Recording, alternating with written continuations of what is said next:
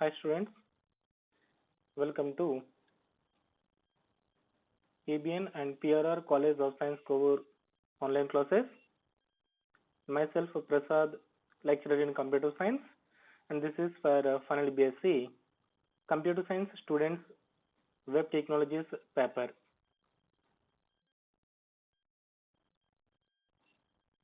Right? So this is our 23rd lecture.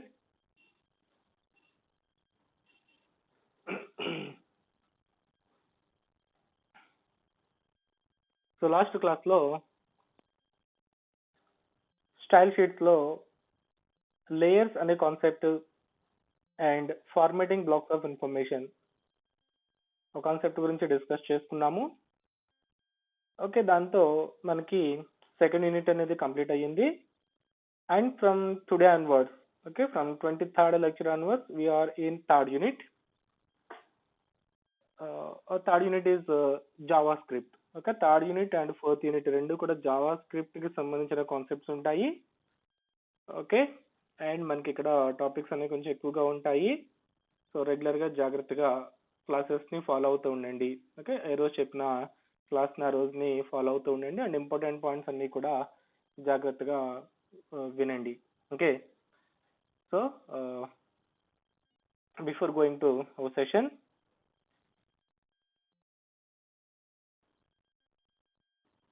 all of you regularly watch our YouTube channel ABN and PRR College online classes cover, right? And important points ఏవైతే వస్తున్నాయో important points కానీ examples కానీ running notes ఒకటి maintain చేసి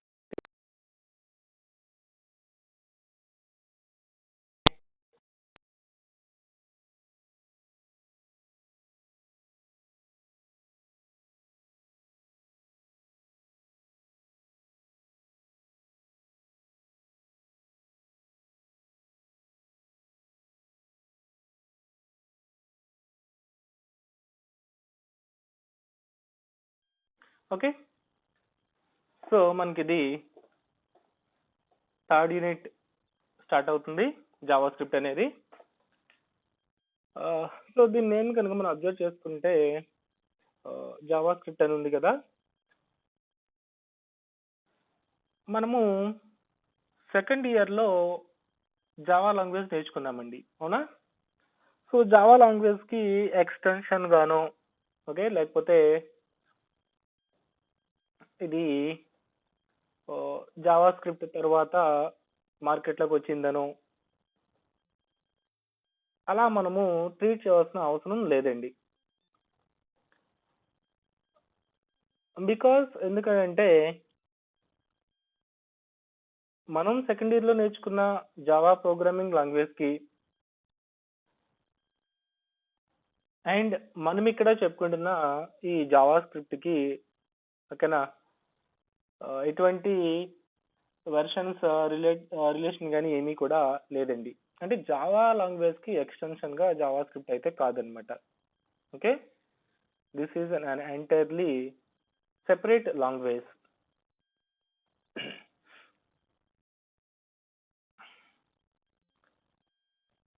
ఇది మనకి Java లాంగ్వేజ్తో సంబంధం లేదనమాట అండి. Okay, right, this is an entirely separate one అనమాట. ఓకే, సో ఎందుకన్నా పాయింట్ చెప్తున్నామంటే ఇక్కడ జావా స్క్రిప్ట్ అని ఉంది కదా, ఏదైనా జావా లాంగ్వేజ్కి ఎక్స్టెన్షన్ గానో వేరేలాగా మనము ట్రీట్ చేయాల్సిన అవసరం లేదనమాట. ఓకే, సో ఈ జావా స్క్రిప్ట్ని ఉపయోగించుకొని మనం ఏం చేయొచ్చు అంటే స్టాటిక్ వెబ్ పేజెస్కి డైనమిక్ క్యాపబిలిటీని తీసుకురావచ్చండి. ఓకే, అంటే ఇప్పటి వరకు మనం ప్రిపేర్ చేసిన డాక్యుమెంట్స్ అన్నీ కూడా స్టాటిక్ డాక్యుమెంట్స్గా చెప్పుకోవచ్చండి. ఓకే, సో వాటిలో ఎటువంటి డైనమిక్ చేంజింగ్ అనేది ఉండదు. వన్స్ మన డాక్యుమెంట్ని బ్రౌజర్ ఎగ్జిక్యూషన్ స్టార్ట్ చేసిందంటే జస్ట్ దాంట్లో ఉన్న స్టాటిక్ ట్యాగ్స్ ఏంటి, వాటికి సంబంధించిన డిజైన్ ఏంటి, అది మాత్రం మనకి స్క్రీన్ మీద డిస్ప్లే చేస్తుంది అనమాట అండి. ఓకే, బట్ ఈ జావా స్క్రిప్ట్ ఎప్పుడైతే మనం నేర్చుకుంటున్నామో ఆ స్టాటిక్ వెబ్ పేజెస్కి మనం ఏం చేయొచ్చు అంటే డైనమిక్ క్యాపబిలిటీ అనేది మనము తీసుకురావచ్చు అనమాట. అంటే దానికి డైనమిక్ కంటెంట్ని యాడ్ చేసుకోవచ్చు అనమాట అండి. ఓకే. ఓకే. చూడండి, మనకి స్క్రీన్ మీద ఒక జావా స్క్రిప్ట్ యొక్క డెఫినేషన్ ఒకటి కనిపిస్తుంది. So Java script is a dynamic computer programming language. Okay, first of all, this is an dynamic computer programming language. So ఎప్పుడైతే మనం డైనమిక్ అని చెప్పి కాల్ చేసుకుంటున్నామో ప్రోగ్రామ్ ఎగ్జిక్యూషన్ టైంలో మనము చేంజెస్ లాంటివి చేసుకోవచ్చు అనమాట. అంటే ఎగ్జిక్యూషన్ టైంలో సమ్ డైనమిక్ క్యాపబిలిటీ అనేది మనము ప్రొవైడ్ చేసుకోవచ్చు అనమాట. అందుకని దీన్ని డైనమిక్ కంప్యూటర్ ప్రోగ్రామింగ్ లాంగ్వేజ్ అంటున్నాము. And it is lightweight and most commonly used as a part of web pages, okay, whose implementations allow client-side script to interact with the user and make dynamic pages. First of all, this is a lightweight is nothing but lightweight అని ఎందుకని అంటున్నామంటే, okay, దీని ఫ్యూచర్లో కూడా మనకు ఆ point వస్తుంది light weight అని ఎందుకు అంటున్నాము ఏంటనేది. సో ఈ డౌన్లోడింగ్ టైం అనేది ఎక్కువ తీసుకోదు, డాక్యుమెంట్ అనేది హెవీగా అయితే ఉండదండి. ఓకేనా. Light weight is nothing but దీంట్లో యూజ్ చేసే స్టేట్మెంట్స్ కానీ, ఓకేనా, అవన్నీ కూడా త్వరగా ఎగ్జిక్యూషన్ అయ్యే విధంగానే ఉంటాయి. And most commonly used as a part of web pages. ఎక్కువగా మనము ఈ జావా స్క్రిప్ట్ని ఎందుకు ఉపయోగించుకుంటామండి? వెబ్ పేజెస్ని ప్రిపేర్ చేయడానికి ఉపయోగించుకుంటామంట. ఓకే, వెబ్ పేజెస్ని ప్రిపేర్ చేయడానికి జావా స్క్రిప్ట్ని ఎక్కువగా యూజ్ చేసుకుంటాము. అండ్ అవి కూడా ఎటువంటి వెబ్ పేజెస్ అండి? ఆల్మోస్ట్ హూస్ ఇంప్లిమెంటేషన్స్ అలో క్లయింట్ సైడ్ స్క్రిప్ట్, అంటే క్లయింట్ దగ్గరన ఎగ్జిక్యూట్ అయ్యే స్టేట్మెంట్స్ అండి. ఐ మీన్ క్లయింట్ దగ్గర ఎగ్జిక్యూట్ అయ్యే వెబ్ పేజెస్ అనమాట అండి. ఓకేనా. అంటే డైనమిక్ క్యాపబిలిటీ ఉంటుంది. అంటే జావా స్క్రిప్ట్ ద్వారా మనం ఇంప్లిమెంట్ చేసే ప్రోగ్రామింగ్ ఎలా ఉంటుంది అంటే, ఒకటి డైనమిక్ క్యాపబిలిటీ ఉంటుంది, అంటే ఎగ్జిక్యూషన్ టైంలో చేంజెస్ అనేవి లేదా సమ్ వర్కింగ్ ప్రాసెస్ అనేది జరుగుతుంది అక్కడ. ఎక్కువగా దీన్ని వెబ్ పేజెస్ని ప్రిపేర్ చేయడానికి ఉపయోగించుకుంటాము. వెబ్ పేజెస్ని డైనమిక్ క్యాపబిలిటీ ఇస్తున్నాము. అండ్ అవి కూడా ఏంటి? క్లయింట్ సైడ్ స్క్రిప్ట్స్ అనమాట అండి. అంటే క్లయింట్ సిస్టమ్ దగ్గరనే ఎగ్జిక్యూట్ అయ్యే సిస్టమ్ వెబ్ పేజెస్ అనమాట. ఓకేనా. సో ఎందుకని ఈ వర్డ్ స్పెషల్గా ఎస్పెషల్లీ క్లయింట్ సైడ్ అని చెప్పుకుంటున్నాము అంటే, మనకి ఈ వెబ్ ప్రోగ్రామింగ్లో చాలా వరకు ఎక్కడ ఎగ్జిక్యూట్ అవుతాయి అంటే సర్వర్ దగ్గర ఎగ్జిక్యూట్ అయ్యి మనకి రిజల్ట్ వస్తూ ఉంటుందండి. ఓకేనా. సర్వర్ దగ్గర ఎగ్జిక్యూట్ అయ్యి మనకి అవుట్పుట్ అనేది వస్తుంది అనమాట. సో సర్వర్ దగ్గర ఎగ్జిక్యూట్ అయ్యే వాటినేమో సర్వర్ పేజెస్ అని చెప్పి కాల్ చేసుకుంటాము. బట్ క్లయింట్ దగ్గర ఎగ్జిక్యూట్ అయ్యే సిస్టమ్ వెబ్ పేజెస్ని క్లయింట్ సైడ్ స్క్రిప్ట్స్ అని చెప్పేసి కాల్ చేసుకుంటాం అనమాట. Okay. And it is an interpreted programming language with object oriented capabilities. Okay, దీనికి ఎటువంటి క్యాపబిలిటీస్ ఉంటాయంట? Object oriented capabilities is nothing but already Java programming లో మనం ఆబ్జెక్ట్ ఓరియంటెడ్ ని ఇంట్రడ్యూస్ చేసుకున్నామండి. అంటే ఏంటి? ఇక్కడ ప్రోగ్రామింగ్ అంతా కూడా లేదా దీంట్లో యూజ్ చేసే ప్రోగ్రామ్ ఒక మెథడ్స్ కావచ్చు, ఇలాంటివి కూడా మనకి దీంట్లో ఉంటాయన్నమాట. ఆ మెథడ్స్ ని ఎగ్జిక్యూట్ చేయడానికి ఆబ్జెక్ట్స్ ఉంటాయి. ఓకే, అంటే ఓవరాల్ మన కాన్సెప్ట్ అంతా కూడా ఆబ్జెక్ట్ ఓరియంటెడ్ గా రన్ అయ్యే టైప్ లో ఉంటాయన్నమాట అండి జావా స్క్రిప్ట్ లో. ఓకే, సో జస్ట్ అంటే ప్రోగ్రామింగ్ అనేది ఉంటుంది, ఆ ప్రోగ్రామ్ కి ఆబ్జెక్ట్ బేస్డ్ ద్వారా రన్ అవుతుంది. And it is an interpreted. ఓకేనా, ఇంటర్ప్రిట్ కాబడుతుందండి ఇది. అంటే దీన్ని మన రాసిన జావా స్క్రిప్ట్ కోడ్ ని ఇంటర్ప్రిట్ అనేది చేస్తామంటే నథింగ్ బట్ లాంగ్వేజ్ ని సమ్ మెషిన్ లాంగ్వేజ్ లోకి కన్వర్ట్ చేసే కాన్సెప్ట్ అయితే ఇక్కడ కూడా ఉంటుంది. అండ్ దీంట్లో మనం ఇంప్లిమెంట్ చేసే ప్రోగ్రామింగ్ అంతా కూడా ఆబ్జెక్ట్ ఓరియంటెడ్ క్యాపబిలిటీస్ ని కూడా ఫాలో అవుతుందని చెప్పేసి చెప్తున్నామండి. ఓకే, నెక్స్ట్ మనకి ఫస్ట్ ఈ జావా స్క్రిప్ట్ ని ఏమని నేమ్ తో పిలిచేవారంటే లైవ్ స్క్రిప్ట్ అని చెప్పి కాల్ చేస్తారండి. ఓకే, అంటే ఫస్ట్ ని దానికి జావా స్క్రిప్ట్ అనే నేమ్ ఏం కాదనమాట. ఫస్ట్ ఏం నేమ్ పెట్టారండి? లైవ్ స్క్రిప్ట్ అని చెప్పేసి ఉండేదన్నమాట. But Netscape changed its name to Java script. So Netscape అనే కంపెనీ ఈ లైవ్ స్క్రిప్ట్ ని కాస్త ఎలా మార్చిందంట? జావా స్క్రిప్ట్ అనే నేమ్ కింద మార్చిందంట. ఎందుకని అంటే ఈ లైవ్ స్క్రిప్ట్ ప్రోగ్రామింగ్ రన్ అయ్యే టైంలో జావా ప్రోగ్రామింగ్ లాంగ్వేజ్ బాగా పాపులారిటీలో ఉందండి. ఓకేనా, మార్కెట్లోకి మంచి లీడ్లో ఉందన్నమాట Java programming language. So Java బాగా పాపులర్ అవుతుంది. సో మనం ఇంప్లిమెంట్ చేస్తున్న ఈ స్క్రిప్టింగ్ లాంగ్వేజ్ని కూడా జనంలోకి త్వరగా నోటెడ్ అవ్వాలి అంటే కనుక దాని నేమ్ని సో జావా స్క్రిప్ట్ అనే పిలుచుకుంటే జనంలోకి త్వరగా, ఓకేనా,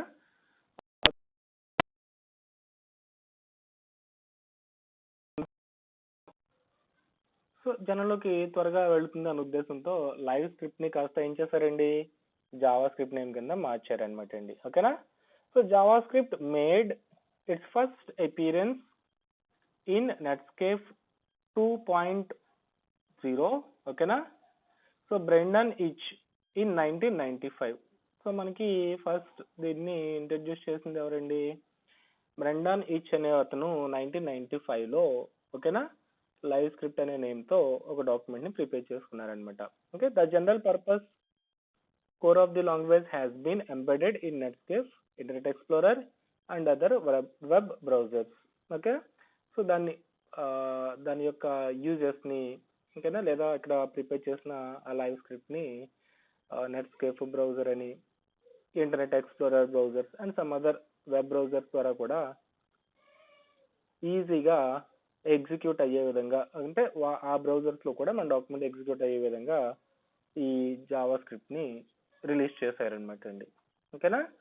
అంటే మెయిన్ జావా స్క్రిప్ట్ అనేది ఎటువంటి ప్రోగ్రామింగ్ని ఇంప్లిమెంట్ చేయడానికి ఉపయోగించుకుంటాము, ఇది nothing but simply dynamic, okay, web పేజెస్ని ప్రిపేర్ చేసుకోవడానికి and client side executable scripts అండి. క్లయింట్ దగ్గరనే ఎగ్జిక్యూట్ అయ్యే స్క్రిప్ట్స్ ఉంటాయి కదా, అటువంటి స్క్రిప్ట్స్ని ప్రిపేర్ చేయడానికి మనకి ఈ జావా స్క్రిప్ట్ని ఇంట్రడ్యూస్ చేశారనమాట అండి.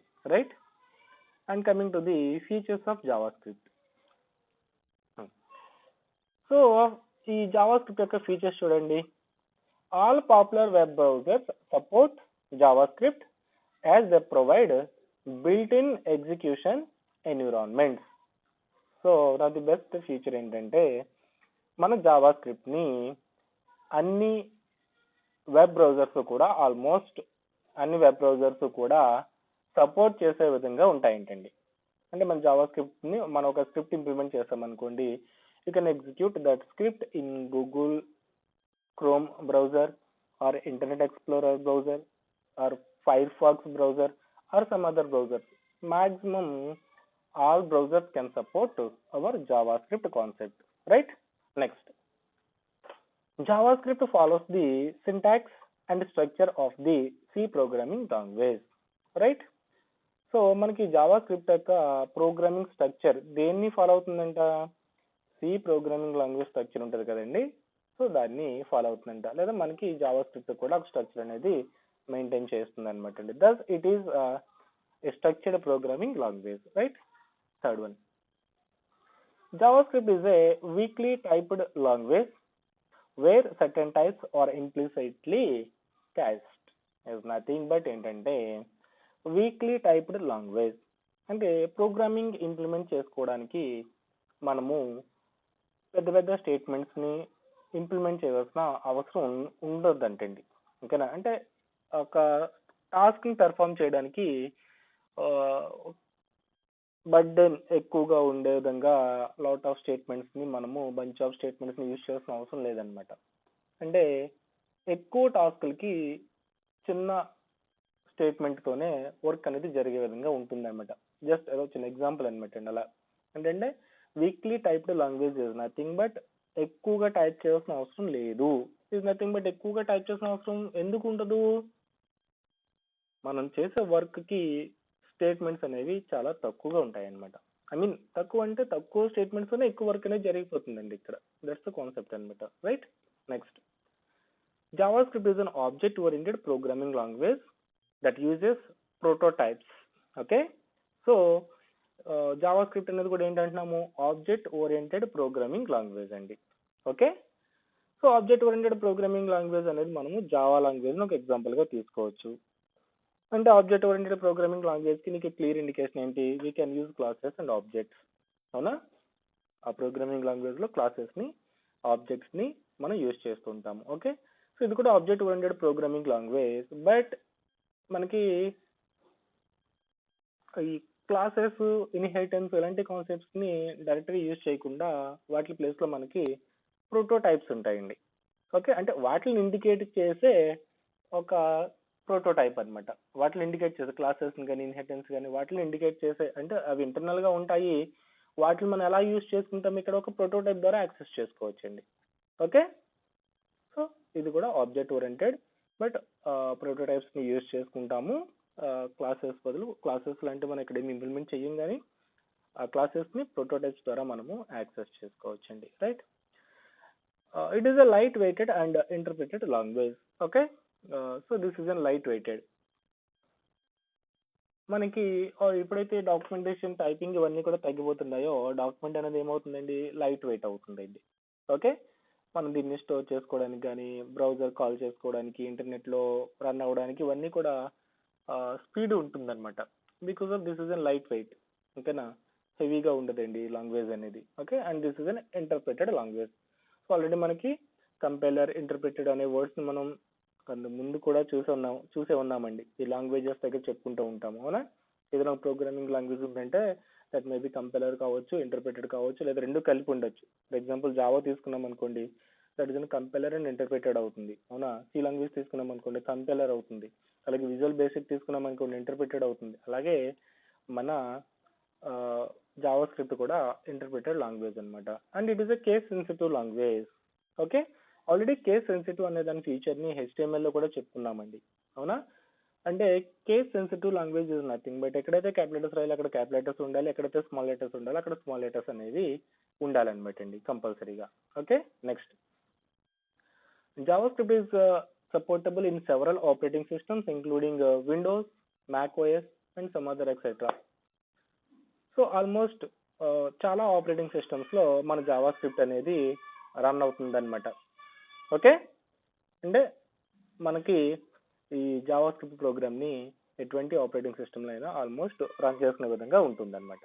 And finally it provides good control to the users over the web browsers.